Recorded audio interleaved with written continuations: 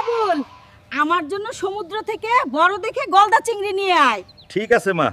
মায়ের আবদার, গলদা চিংড়ি যে করে হোক আমাকে আনতেই হবে। ওই রফিক কাকা, সবচেয়ে বড় গলদা চিংড়ি দাও, আমার মায়ের জন্য নেব। ওরে আবুল, গলদা চিংড়ি একমাত্র সমুদ্রে পাবি।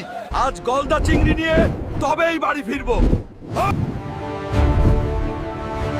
এই তিমি,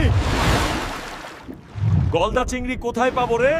ওই যে দেখো, ওটাই গলদা চিংড়ির বাসা। কোন খাচ্চুন্নি রে, সামনে আয়।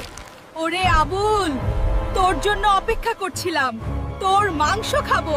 বন্ধুরা, লাইক সাবস্ক্রাইব করো, না হয় আমি একে হারাতে পারবো না।